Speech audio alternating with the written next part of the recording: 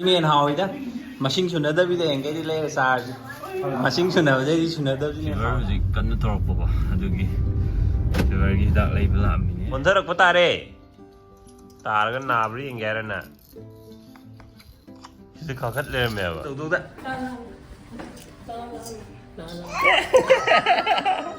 ôi ya đây coi như mà khó khăn kìa vậy muốn nuôi nè nó dress làm phát gì vậy tại nó gì nè 80s की heroine mà lẹ vậy không được dot bindi cái tới chưa rồi ai sao để em á ngasi cái khung option akhoi mina pong gi lebi bne ba ado pong da sa dra ba adu 1200 ta offer da phange rate ki ne amazon de le ai yuan phange pong sa da de ino tong thwe tong yam noi ba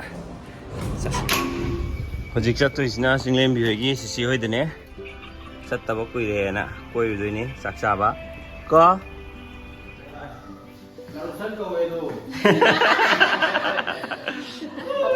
Atapot pi là cái gọi Atapot pi sẽ là lâu rồi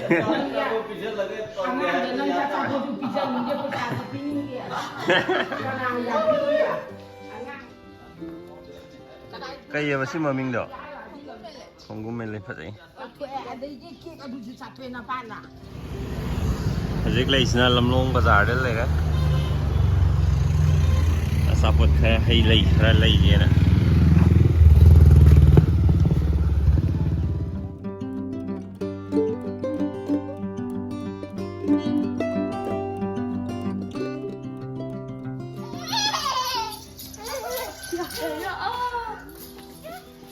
Yeah. Yeah.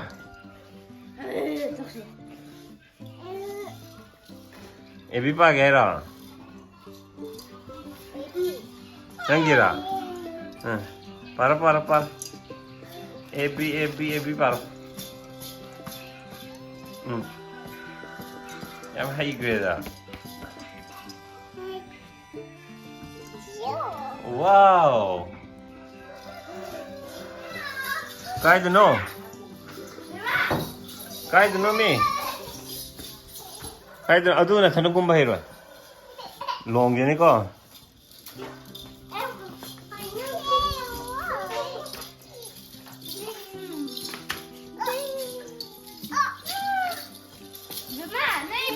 Ai sumang này em pam giờ nhiều rồi. Hàng của nó có chuyện gì mà gì mà pam gì?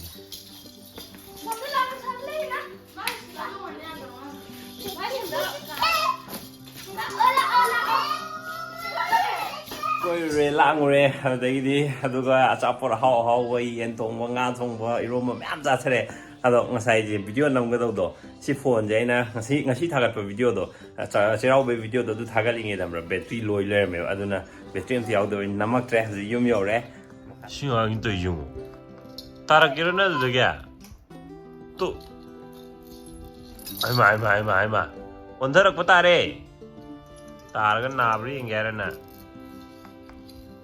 cái khó khăn lên mèo ạ dịch nung đang đã em sốt lại rồi không mình đi đọc nên không lại nhiều quá không mình đi nào gì đúng complete bribe gì đại nó lấy tiêu quá amuk con khát li massage amuk sồn dây lấy xoay tôi vậy fever gì cần nó torp quá được gì fever gì đã lấy làm mình nhé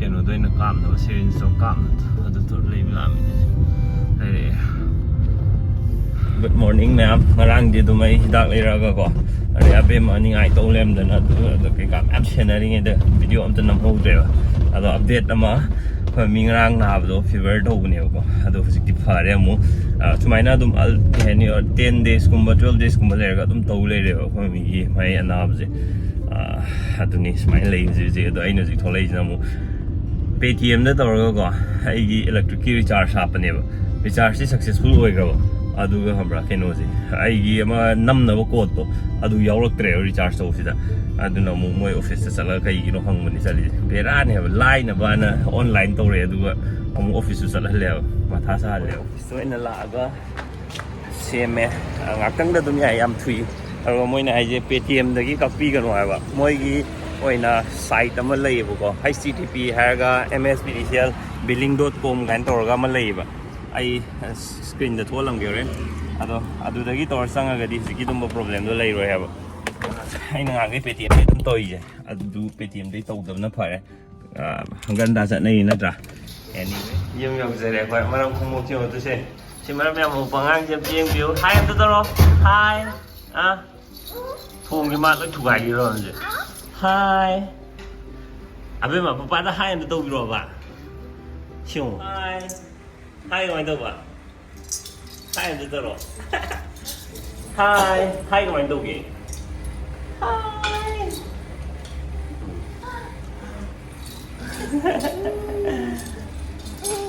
sida hai amta hai oma oh no keku ya ma keku ya zu khangi ba je mama thau re ko keku yeah ai scenery jam phaja wan camera de ne wide angle lo helak kyung hotel ta wan ching mirong khongna ni kak le mom pa de ne hojik lai tre aduga sigi ching mirong gi sida turning lai pham je si je mo ko si ba som de na khoi fruit kum am yo le da aduga sida na khoi gi keno gi type de lai gre ba si je khoi gi street food me am hong gam oi na lai gre ma khan me am phang gi se do mau gi ko aduga mau bazar ju ma to oi ba ne lai nu me am ma phang mai hi pham de ado khoi thai na keno torom ba do kay ba Saturday khuding gira kay noma lambi thalaga dukan myam phomom ba do adoi mohta sigi pareng je gari khambom ju khara hang bai tap to wi da sida di ko sida daina sillaga di hena successful oi do male doi bo to dungjam no ai ni ha ba put support myam makhan ga le ga ko light ko ban than bi di ko am no ai ni ba ai ma office lai chan bi na je pai no ai da mang gre chiu wa ke nom pai ram ba ne du ni ma mang gi thi Hangabo, adu nate. Lau se selo ai gabung na phar bang ujro se. Lau. Lau ai gabung na phar bang ujro. To ai gabung ka da selo. Selo ai gabung ka da. Chilo. Ai gabung na phar bo ko. Abemma gaskiya da mata maka ka kada ku da tanga ne exercise Na ba phare. Ye phare. Abemma ji Mami mung na ba khar phau re, fever gi ka phau re. Idli ga dosa sani nge aduna dalai bisali hodikan gai masa da salaga di hemme rukta ga di chek am tore phare arna lai re zik idli dai mi aina yam taning me mi du wada ji ne ba si lai re kamai tau ge yum yo la ge sine to sine mi du wada je aduga idli si lai re yam sawe are si lai re ang kum bu de masa dosa midu vada si je to ke le ni si sani nge na ina midu vada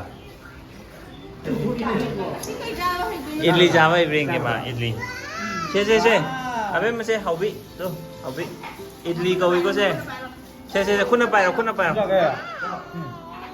machu baja baji ne ya ne machu baja je lau gre ha ma se si ju baja bane to kita nggak tahu ini ha. Kita keleban cadam ni apa? Siapa sih? Ayun tahu. Bisa lah ni. Tamil Nadu lagi ni juga. Tamil Nadu masam ni kau juga. Tamil Nadu tu sarap pemahau macam tu jadi paket ni. Jaga, lu jaga. Sini yang hau itu, masing sudah ada bila yang kau di leher sah.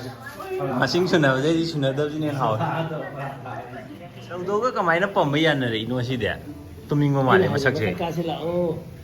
Apa yang mana pun bayar tu yang sih lah oh. Tuminggu mana masak sih kau?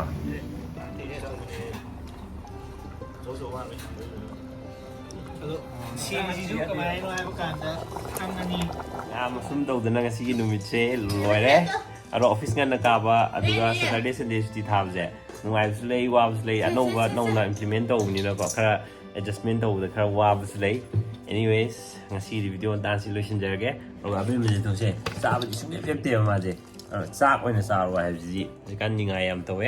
Kalen oi be oi sala du ma khang dre. Anyways, bye bye.